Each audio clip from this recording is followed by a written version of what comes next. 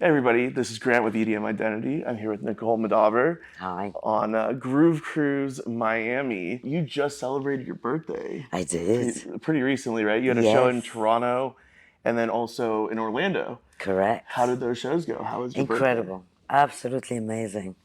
Both of them. Wow. We got the cake and I ate it. And everyone ate it. It was great. Yeah, what type of cake was it?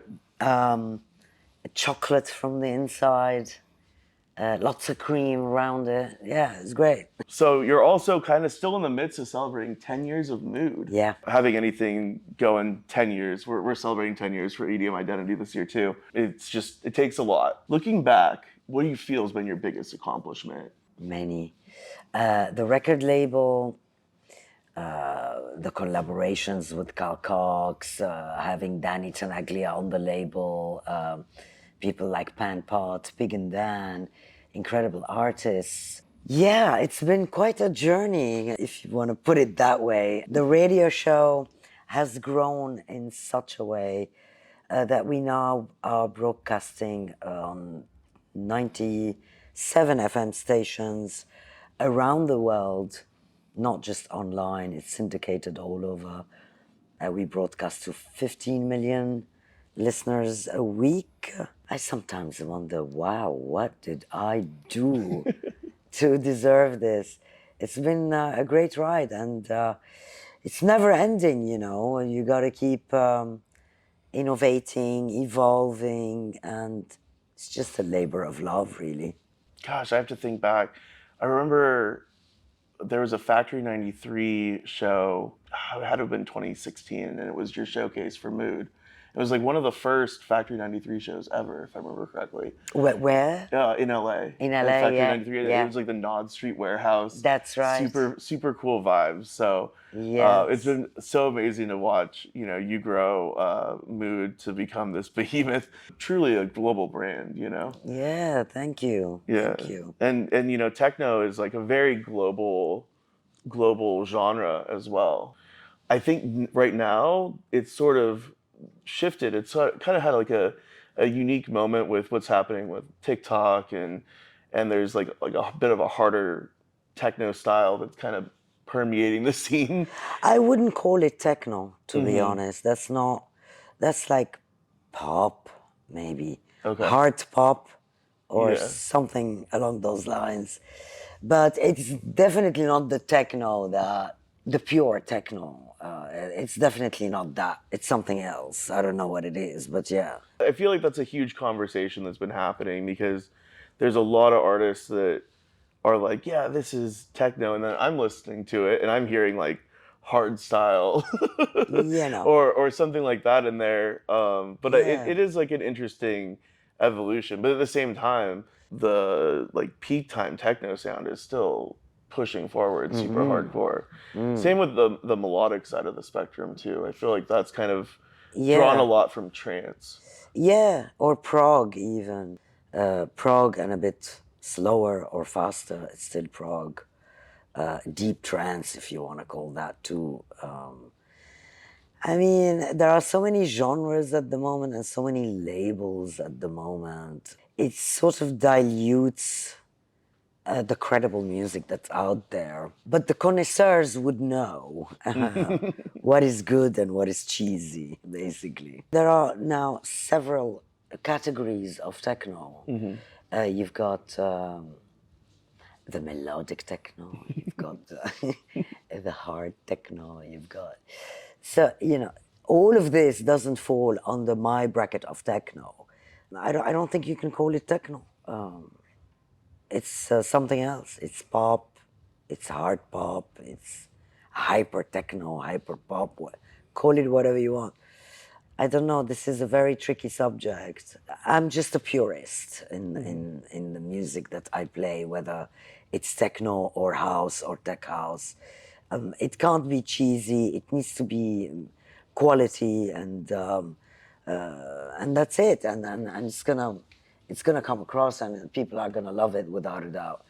Now, all of this is a fad, is a trend, and like fashion, the trend flip every 3 months or 6 months. Hmm. So it's not gonna last.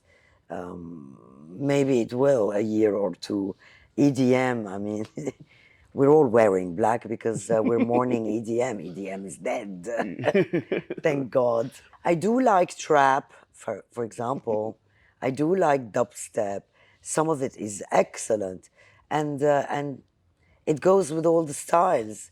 It needs to be quality in order for me to enjoy it. But that's my personal take on it. I didn't know you were into trap I and love dubstep. it. That's I love it. amazing. When it's good, it's good. I enjoy it and I can hear it. So So we're gonna see you at an Excision set. why not? Yeah, Skrillex was great at the time, Yeah, and yeah. uh, and He now changed the he's game. making a lot of incredible music, constantly evolving, and I love that stuff. Well, because it's good. You can't not love it. So Hmm. yeah. I would say that more artists are releasing more music than ever, right? Mm, And it feels like a lot of times I hear from some artists who say like I need to release a track every single month. right. But then there's other artists who are only releasing like 3 songs a year. Right. So it's kind of like a weird imbalance going on, but Mm-hmm. I feel like it's kind of like watered down Yeah. the soundscape, so to speak. Do you feel like the pacing of releases in this current era has impacted a lot of artistry? Yeah, I mean, there's a lot of average records out there, Hmm. and there's excellent records out there. It's just a case of sifting through the good stuff, and they're there.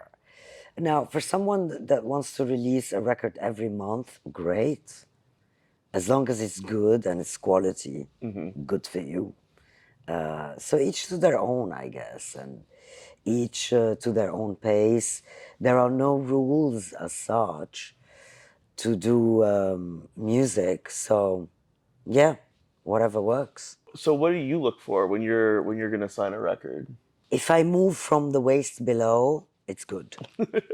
Music that makes me feel something. Yeah. It could be 140 BPM or it could be 125 BPM.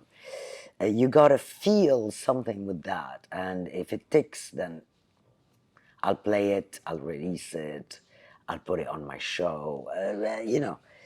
You just gotta showcase what you feel and what you love, and that's how you share the music you love with everyone.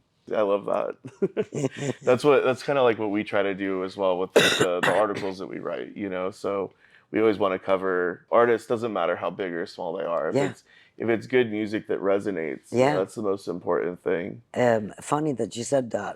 Recently, I actually included it on my radio show that's out at the moment. This artist that I've never ever heard of, his name is Minaj Ankish or some. I'll look it up and I'll tell you. So I looked up this guy. It's like, who is this guy? I never came across him Hmm. before. And he has 76 followers on Instagram. And I have to say, it's his record is better than anything I've heard recently. So there are no rules. If you're famous or if you're not, or if you've released so many records or if you're not, haven't. If it's good music, you just gotta tell the people about it, no matter who it is. And on that front too, I feel like a lot of the scene has very much focused on social media following for bookings and Yeah, that's for things. bullshit. It's so bullshit because I hear now from promoters that have booked artists that have a buzz on TikTok or on Instagram, and they couldn't sell 100 tickets at the club, and they can't play two records together at the club. So we need to go back to some quality rather than trashing our scene and our music like that. It's terrible. I think that one of the other things that I've noticed lately has been a lot of producers who don't take a lot of time to learn how to DJ, and it's kind of Or know the music or have some yeah. knowledge of the history and all kinds of music from house to techno. You gotta, it's like studying. I mean, you can't have a degree if you don't fucking study for it. So, it's exactly the same principle. There are a Yeah. lot of artists that have that knowledge, Mhm. and others don't. So, it's just a case of picking these people and pushing them out in the Mhm. world, and that's the way to do it. You just had two shows, Vanguard and Coda. Now you're here on Groove Cruise Miami, and I'm sure that you've got plenty of shows coming up this year. I'm actually taking all of February off. That's my time off for the entire year. So, That's good. So it's like you but kind of. it's tough to get, in balance. It's really Mhm. tough, and with minimal sleep. Also, you need to do your day work. You need to go to the studio. You need to run a label. You need to do the radio show, and there's not enough time during the day. So what I try to do is listen to a lot of spiritual podcasts, crank up X, and get in the rabbit hole of of anything, Yeah, and that calms me down. So yeah, yeah. And when I'm on a holiday, I try as much to get back into a normal routine. Going to the gym, I normally wake up at 7 a.m. every morning, which is amazing. Sleep early, and just get back into the normal cadence of life so during that cadence, you're also listening to techno the whole all the time. time. Not just techno, like all kinds of music, really. Yeah, Yeah, because I've got to deliver a radio show every week, and that's a big commitment. yeah. But I really enjoy it. I enjoy it. How much time do you think you spend curating the tracks for the radio show? It depends. If I'm inspired, I can knock it in 2 hours. If I'm not inspired, it can take 2 days. So that's It mostly like depends. promos and You well maybe a you little gotta beatport or listen to a something. lot of So many. promos. I we, Yeah, we we also have a promo inbox. It's like bursting every yeah. every week, and You you just can't can't keep keep up. up. Yeah, And sometimes you get that FOMO. Am I missing the good ones? So you just go back and like, you're sitting there for hours and yeah. hours, no break. When I sit, it can go up to 8, 9 hours in one go. That's amazing. That I love it, because sometimes you can't hear the music. You put your headphones on and you want to listen to promos. Sometimes you just cannot hear the music. And then the next day, and with fresh ears, the same record would be wow, amazing for you. And if you heard it the night before and you're not in tune and your ears are not in tune, you're just gonna hate it, basically. Like PR people will send, oh, here's Nicole Moudaber's new track, or Right. whatever. Yeah. And some of my favorite things is when I'm able to block out 3 or 4 hours, and it's usually at night because I have to work all day on the rest of the site. Yeah. But then you go through. I'm going through in flight, and I'm just going through all these different releases, and I'm like, who the hell is this person? And Yeah. then it's like, yeah, some random DJ from Slovakia, Yeah. and I never would have ever found them if I'd never gotten that promo sent to me. So Right. it's really cool, and Yeah. it can really change your perspective on things. Totally. Yeah. And I try to listen to everything and all styles because the gems are there, but the time isn't. But basically, what we need to do is we need to make sure that we get a Nicole Moudaber trap set. Oh my God, yeah. Or a That'd drum be. and bass. Oh Or yeah, no, something. definitely. Well, Yeah. maybe a collab with Subfocus. Oh, would love that. Love his stuff. He's great. Yeah, Yeah. that'd be a lot of fun. Yeah. I'd love to see how you two would work A together. contrast. I love it. Yeah, Yeah. it'd be cool. It'd be Yeah, cool. yeah, yeah. Um, And speaking of contrast, I'm gonna be doing a back-to-back with John Summit in Ibiza. Another one. We what? did one in Miami a Yeah, I couple of remember years ago. that. So, and another contrast, I'm collaborating with Armin van Buuren, Okay, okay.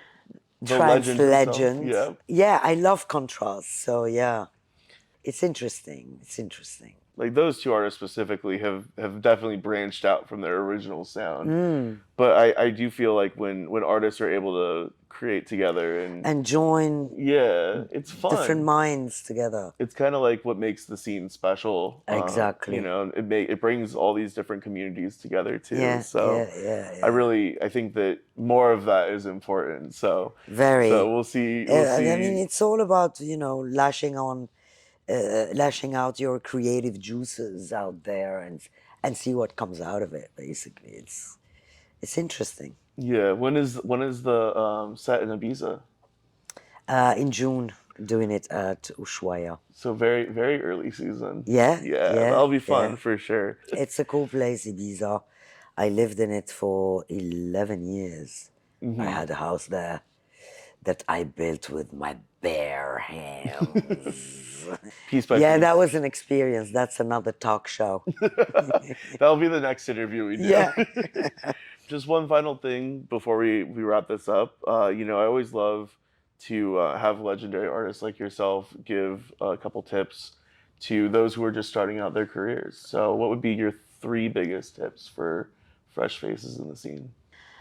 Find your sound, dig and have a lot of knowledge about the music, persevere, and don't get put down with any obstacle that comes your way because you gotta get over every one of them and keep doing it. And don't lose the passion. It's the passion for the music that's the main driver for this whole path if you want to choose to take it. Just enjoy what you're playing and be unique and just have fun with it, basically. Amazing. Yeah. Well, thank you so much for chatting with Thank us. you. Excited to be catching you Thank you on so board. much. Thank you. And yeah,